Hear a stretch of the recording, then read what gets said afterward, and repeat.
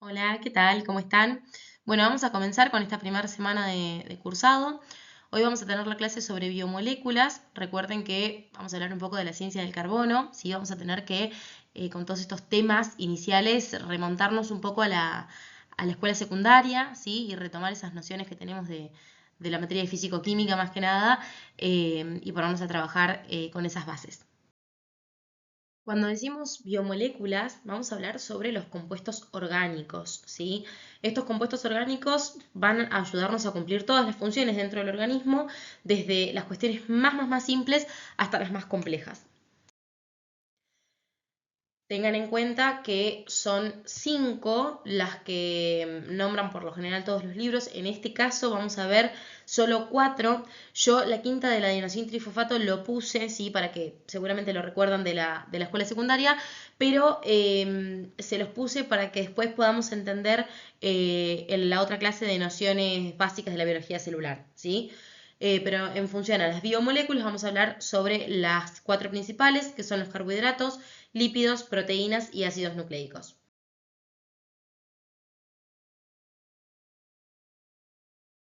Vamos a comenzar hablando sobre los carbohidratos, que van a representar entre el 2 y el 3% de la masa corporal total, ¿sí? Son una fuente de energía química para el organismo, de hecho, una de las más importantes, porque nos ayudan a generar el ATP, que es el adenosín trifosfato, ¿sí?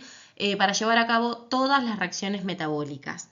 Nos van a ayudar a crear estructuras, por ejemplo la desoxirribosa, que es un tipo de azúcar que compone el ácido desoxirribonucleico, que bueno, se va a juntar con el punto, el ítem número 4 de este power de biomoléculas, porque va a transportar, ¿no es cierto?, la información genética hereditaria. Entonces, imagínense lo importantes que son los carbohidratos en nuestro cuerpo. Los elementos que lo componen van a ser un grupo carbono, hidrógeno y oxígeno, ¿sí? En función a su tamaño, se van a dividir en 3.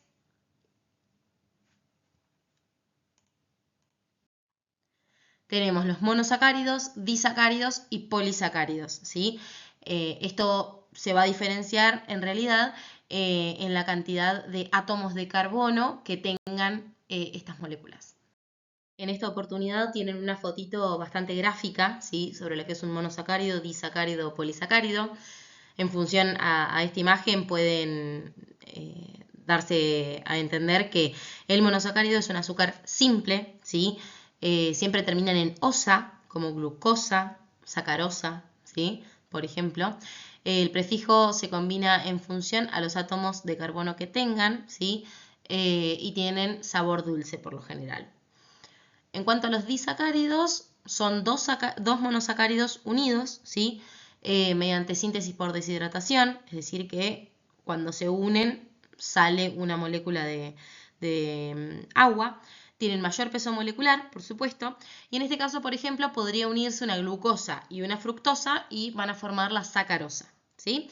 Y un polisacárido van a ser moléculas mucho más complejas, de gran peso y tamaño molecular, ¿sí?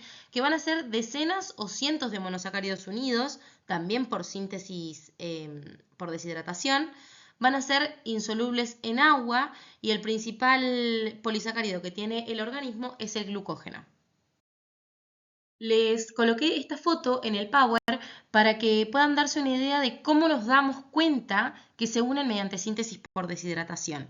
Ahí tenemos la reacción química, ¿sí? De deshidratación y hidrólisis, que vendría a ser el mecanismo contrario.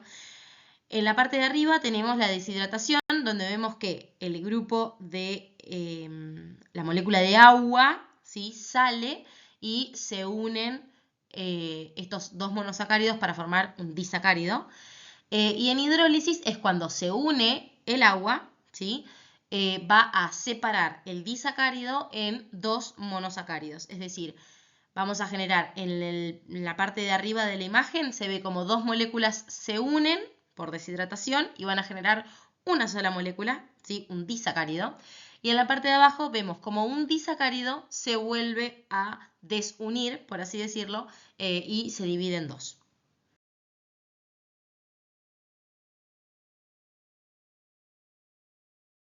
En función a los lípidos, este es el segundo grupo más importante de biomoléculas en el organismo y siempre podemos decir que el lip o el prefijo lip va a ser referencial de grasa, ¿sí? Presentan baja proporción de átomos electronegativos, ¿sí? Lo que se traduce en escasez de enlaces covalentes polares. Esta característica estructural determina que sean moléculas apolares, ¿sí? Es decir, que son hidrófobas. Tienen escasa interacción con el agua, ¿sí? Que esto es un solvente polar, y por eso la mayoría de los lípidos son insolubles en el plasma sanguíneo acuoso, ¿sí? Solo algunos de bajo peso molecular, como algunos ácidos grasos de cadena corta, pueden disolverse en el plasma libremente. En función a esto que les comentaba, se preguntarán cómo hacen para circular por la sangre los lípidos. Bien, para mejorar su transporte en el medio interno, muchos lípidos se asocian a proteínas hidrofílicas y van a formar complejos, como las lipoproteínas, que facilitan su circulación en la sangre. Aquí les coloqué el ejemplo del colesterol, que es de hecho el que todos conocen, que circula en el organismo en forma de HDL, que es una lipoproteína de alta densidad, o LDL, que es de baja densidad, y esto va a permitir que se distribuya en los tejidos, ¿sí? A pesar de ser insoluble en agua. Tienen que pensarlo como una analogía, como si va escondido, ¿sí? El colesterol no es que viaja solo por la sangre, sino que va escondido adentro de estas lipoproteínas. Es como que la lipoproteína es un colectivo molecular, ¿sí? Para ayudar a que el colesterol pueda recorrer el cuerpo y cumplir sus funciones. En esta diapositiva les dejo las funciones según el tipo de lípido, que ahora nos vamos a ver mejor, que van a ser los ácidos grasos, triglicéridos, fosfolípidos y demás. Presten atención en esta diapositiva, ¿sí? En aprenderse las funciones, por eso les dejé el sello de importante. Como pudieron ver en la diapo anterior, cada lípido va a cumplir una función específica dentro de nuestro organismo, ¿sí? Funciones metabólicas que nos van a ayudar a llevar a cabo todos nuestros procesos celulares. Y en sí, específicamente en los ácidos grasos, que son lípidos simples, van a estar compuestos por un grupo carboxilo con propiedades ácidas y una cadena hidrocarbonada, ¿sí? Que está formada por átomos de carbono e hidrógeno. Tiene funciones principales que van a ser participar en la síntesis de triglicéridos y fosfolípidos. Estos son fundamentales para el almacenamiento energético y la estructura de las membranas. Y pueden ser catabolizados, ¿sí? O mejor dicho, degradados, para producir ATP, que es el adenosintrifosfato, que les comenté al principio de este PowerPoint, que va a ser la primer y principal molécula energética del cuerpo. Les dejo este cuadro para que puedan visualizar los tipos de ácido graso y las características que tiene cada uno, ¿sí? Cuando hablamos de grasas saturadas o insaturadas, monoinsaturadas o poliinsaturadas. En función a saturado e insaturado, cuando hablamos de saturado es que hay solo enlaces simples, ¿sí? Entre los carbonos, y que cada carbono está saturado con hidrógenos. Y el insaturado tiene uno o más enlaces dobles, pero tiene menos cantidad de hidrógenos, ¿sí? Y tiene giros o pliegues. Como dato visual clave, el doble enlace va a provocar una curvatura en la molécula, ¿sí? Lo que afecta a la forma en que los lípidos se empaquetan e influyen su fluidez, ¿sí? En las propiedades en las membranas.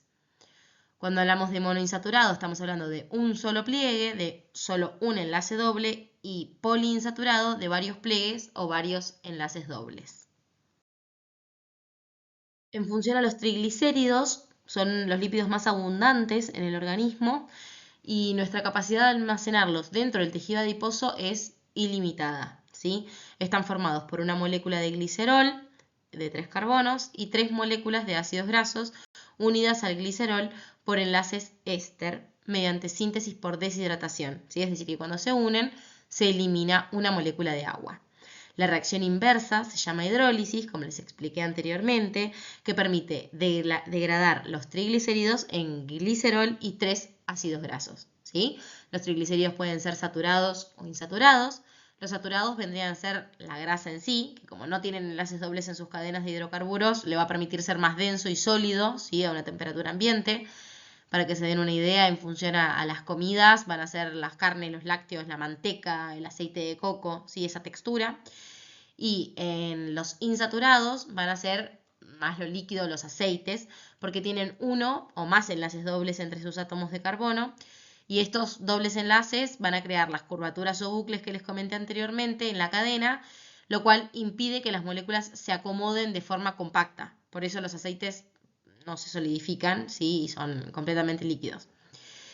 La forma en que se disponen las cadenas de ácidos grasos en los aceites influye en la fluidez, ¿sí?, de las membranas celulares y en el perfil cardiovascular. Los fosfolípidos toman un poco la teoría de los triglicéridos, pero además de que la composición molecular es parecida, se le agrega un grupo fosfato, ¿sí?, donde la cabeza es polar, ¿sí?, y forma puentes de hidrógeno con el agua, y las colas, ¿sí?, que vendrían a ser el ácido graso, no son polares y solo interactúan con otros lípidos. Son moléculas anfipáticas, es decir, que tienen porciones polares y otras no polares. En este caso les dejo una foto de la membrana celular. Fíjese donde dice outside cell, significa la parte de afuera de la célula, ¿sí? Y citoplasm es la parte del citoplasma, que vendría a ser la parte del interior, donde tenemos la parte polar, es decir, que le gusta el agua, vendrían a ser todas las cabecitas azules, ¿sí? Y las colitas amarillas vendrían a ser las partes no polares, donde no les gusta el agua, que vendría a ser el ácido graso en sí. Los esteroides tienen 4 anillos de carbono unidos entre sí, formando una región no polar que les da el carácter hidrofóbico. Se forman a partir de una molécula base que va a ser el colesterol, ¿sí? Y muchos esteroides comunes tienen además un grupo hidroxilo, lo que los convierte en esteroles y les confiere cierta capacidad de interactuar con el agua, ¿sí? Pero bueno, son débilmente anfipáticos, porque en realidad son más lípido que otra cosa. En el cuerpo en sí los podemos identificar en diferentes compuestos, como va a ser el colesterol, los estrógenos y la testosterona, el cortisol, las sales biliares, la vitamina D, ¿sí? Y ahí les dejé la función principal para que entiendan la necesidad que nosotros tenemos de tenerlos en nuestro organismo, porque nos van a ayudar a cumplir muchas funciones metabólicas. Otros lípidos que también se expresan en la bibliografía van a ser los eicosanoides, que derivan del ácido araquidónico, que tienen cadenas de 20 carbonos, y se dividen en prostaglandinas y leucotrienos, ¿no?, como dos grupos principales, que esto de hecho una vez que arranquen a cursar la carrera, lo van a ver, que esto es moneda corriente, el tema de las prostaglandinas, porque regulan hormonas, ¿sí?, la inflamación, la temperatura corporal, la coagulación y la función respiratoria, y los leucotrienos, que van a intervenir en procesos alérgicos e inflamatorios únicamente. Después hay otros lípidos, en este caso vitamínicos, que van a ser liposolubles, que van a ser la A, la D, la E y la K. Cada una tiene una función específica en el organismo y, como les comenté antes, también se incluyen en este grupo las lipoproteínas, ¿sí?, que permiten que los lípidos viajen por la sangre al unirse con proteínas hidrofílicas. Si estas proteínas hidrofílicas no existieran, por supuesto no tendríamos lipoproteínas, porque no existiría esa unión, pero bueno, si no existieran no podrían circular por la sangre, ¿sí?, porque el lípido por sí solo, recuerden que es hidrófobo.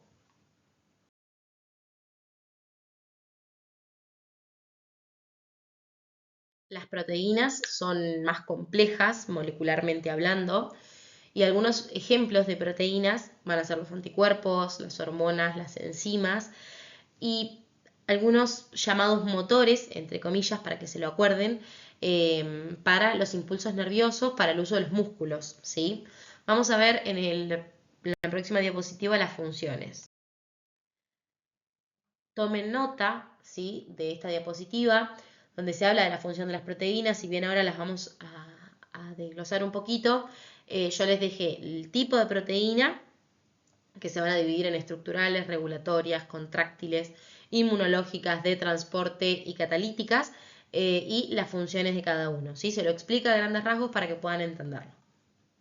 Para que entiendan las generalidades moleculares de las proteínas, en sí se forman por la unión secuencial de aminoácidos mediante enlaces peptídicos que van a conectar el grupo carboxilo de uno con el grupo amino del otro, ¿sí? Van a liberar una molécula de agua, que esto es lo que estuvimos hablando, ¿sí? De síntesis por deshidratación. Y cuando se produce el proceso inverso, que vendría a ser la hidrólisis, ¿sí? Se va a generar la ruptura de estos enlaces, como ocurre en el proceso de la digestión. Estos ejemplos se los pongo a modo de que les sean como analogías para acordarse de la teoría más fácilmente. Según la cantidad de aminoácidos que tengan, se van a dividir en dipéptidos, tripéptidos o polipéptidos. Los dipéptidos son de 2 aminoácidos, tripéptidos 3 aminoácidos y polipéptido más de 10, ¿sí? Las proteínas pueden tener desde 50 hasta miles de aminoácidos, ¿sí? Muchas están compuestas por varias cadenas plegadas. Ahora lo vamos a ver con un poquito más de profundidad. La variedad estructural va a depender del orden y del tipo de aminoácidos, ¿sí? Como si fuesen letras formando diferentes palabras. También se clasifican por forma, en fibrosas o globulares. Vamos a hablar las fibrosas van a formar estructuras largas, terciarias y cuaternarias. Para que se den una idea, un ejemplo podría ser es la secuencia lineal de aminoácidos unidos por enlaces peptídicos. Y en cuanto a las y esto va a globulares, determinar la tienen identidad forma que va a esférica tener y esa son proteína. funcionales. En la Es decir, secundaria tienen una va a ser función el en pliegue nuestro local de organismo, la cadena más que va a directa, formar metabólicamente o hélices hablando, alfa o hojas que van a beta, ser las enzimas, y se va a los mantener unida anticuerpos, por enlaces de o hidrógeno. la hemoglobina, por ejemplo, En la como hablábamos terciaria la cuaternaria. se va a plegar Sí, tienen que tener en cuenta que una siempre cadena, que ¿sí? hablamos Va a de que una involucrar enlaces de biomolécula hidrógenos, tiene una iónicos, función específica, hidrofóbicos, hablamos y puentes de que disulfuro, lo hace y en un esto va a entorno determinar propicio. la función En este de la caso, por proteína, ejemplo, es decir, si el por qué entorno la tengo en el cambia, organismo, no sé, ¿sí? el pH del organismo. Esto no se asusten que ahora lo vamos a ver para que súper se den una simple en idea, imagen. la proteína Y va a la perder su cuaternaria forma ocurre y por cuando ende varias va a cadenas cambiar polipeptídicas se su van a función, unir para ¿sí? formar O a una cambiar proteína o funcional, sí, que es funcional para a nuestro perder organismo, por también ejemplo, la hemoglobina. su función orgánica. Aquí en este caso van a ver inicialmente la estructura primaria, ¿sí? Luego que se une por un enlace peptídico, va a pasar a tener una estructura secundaria, ¿sí? Acá ven todos los enlaces de hidrógeno que se van uniendo, y esto es la hoja beta plegada. Y luego ya en la estructura terciaria y cuaternaria van a empezar a tomar un poquito más de complejidad. Piensen que este apartado es este cuadradito dentro de la estructura terciaria, que va a ser la forma tridimensional de la cadena polipeptídica, y la estructura cuaternaria, que se ve así en formato de todas cintas, se le podría decir, es la disposición de 2 o más cadenas polipeptídicas, ¿sí? Piensen que van a ser muchas de estas unidas. Cuando hablamos de enzimas, no puedo dejar de decirles que todo lo que termine en asa dentro del organismo va a ser una enzima, ¿sí? Y que las enzimas actúan como catalizadoras. Son proteínas catalizadoras porque van a acelerar las reacciones químicas. Algunas son proteínas, ¿sí? Enteramente, y otras tienen dos partes que pueden ser proteica y no proteica. Cuando se dividen de esta forma, la parte proteica se le llama apoenzima y la parte no proteica el cofactor, ¿sí? Que va a ser una proteína unida a un cofactor que puede ser el calcio o una vitamina específica que ayude a esa reacción enzimática. Hay 3 características que tienen las enzimas. Inicialmente tenemos la especificidad, es decir que cada enzima va a reconocer un solo sustrato, es decir, va a actuar sobre una sola molécula. ¿Por qué? Porque la enzima, cuando va viajando y encuentra esta molécula, va a actuar como una llave, ¿sí? En una cerradura, es decir, va a generar solo esa reacción molecular. Luego tenemos la rapidez, porque pueden acelerar reacciones millones de veces más rápido que si no estuvieran presentes. Por ejemplo, en la saliva nosotros la tenemos llena de enzimas que nos van a ayudar a degradar la comida. Si nosotros no tuviésemos las enzimas que nos ayudan en la digestión, nos sería de hecho imposible llevar a cabo ese proceso. Y en tercer lugar tenemos la regulación. ¿Por qué? Porque las enzimas pueden activar o desactivarse según se necesiten, ¿sí? Y la célula va a controlar la cantidad y la actividad de estas enzimas que yo necesito. Como les decía en la filmina anterior, todo lo que termine en asa va a ser una enzima, ¿sí?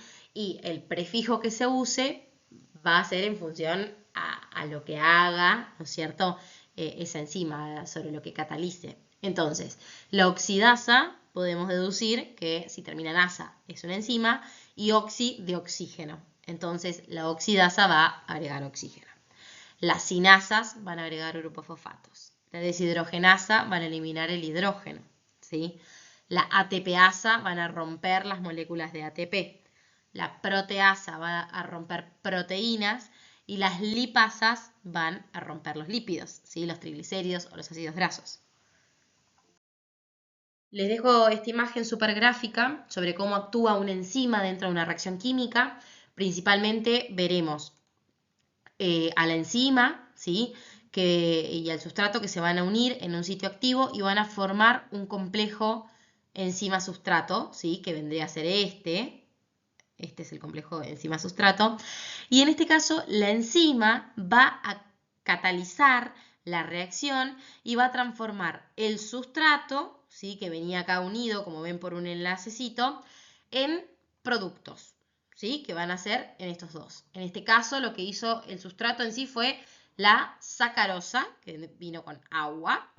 Se va a unir a la enzima, ¿sí?, y como les comenté al principio, cuando hablábamos de los carbohidratos, la enzima va a acelerar esta reacción, va a romper la sacarosa y va a romper este puente, ¿sí?, de agua, y va a generar dos sustratos, que van a ser la glucosa y la fructosa, que son los dos sustratos o productos que componen la sacarosa, ¿no es cierto?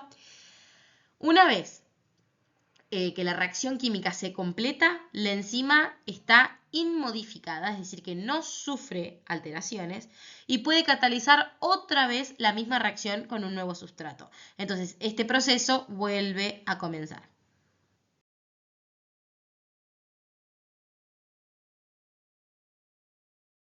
Los ácidos nucleicos son moléculas grandes que van a estar formadas por carbono, hidrógeno, oxígeno, nitrógeno y fósforo. Y se llaman así porque fueron descubiertos dentro del núcleo de las células. Son el famoso ADN o ARN que todos conocemos, y los cambios en el orden de las bases del ADN, ¿sí?, que se vendría a ser una mutación genética, pueden causar enfermedades. El ARN convierte la información del ADN en funciones concretas para fabricar, por ejemplo, proteínas, ¿sí? Como les decía previamente, tenemos principales ácidos nucleicos en nuestro cuerpo, que van a ser el ADN, ¿sí?, o DNA, depende si se dice en español o en inglés, y el ARN, ¿sí? Estos son los dos ácidos nucleicos que componen nuestro organismo.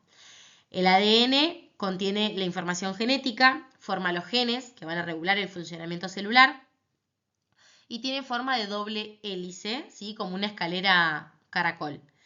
Es una cadena de nucleótidos que son las unidades básicas del ADN, que vendría a ser el ácido desoxirribonucleico, y cada nucleótido tiene 3 partes. Tiene una base nitrogenada, que existen 4 tipos: adenina, timina, citosina y guanina, ¿sí? La adenina y la guanina tienen doble anillo, que se van a llamar purinas, y la timina y la citosina tienen un solo anillo, que van a ser las pirimidinas, ¿sí? También tienen un azúcar pentosa, que va a ser la desoxirribosa, por eso ácido desoxirribo, ¿sí?, que tiene 5 carbonos y se va a unir a la base nitrogenada.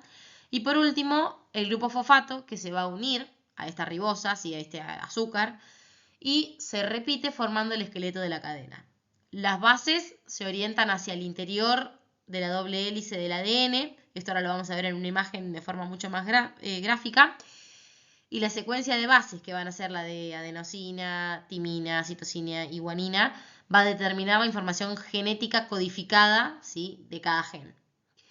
Y en el ARN lo que va a hacer es transmitir las instrucciones genéticas que nos da el ADN, ¿no es cierto?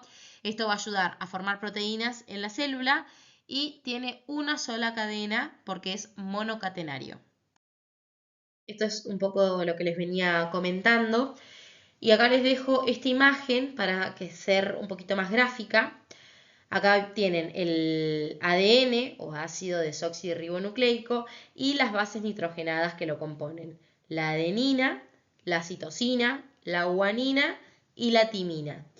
En el ARN lo que va a suceder es que la timina va a cambiarse por el uracilo, ¿sí? Entonces tenemos para comparar adenina con adenina, citosina con citosina, guanina con guanina y timina va a cambiar a uracilo.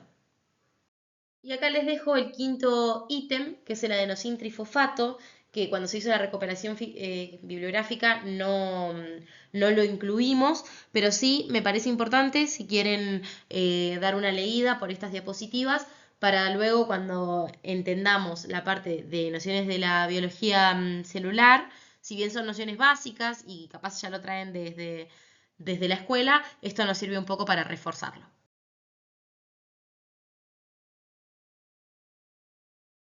¿Sí? Les digo muchas gracias por acompañarme hasta acá y sigamos este recorrido juntos.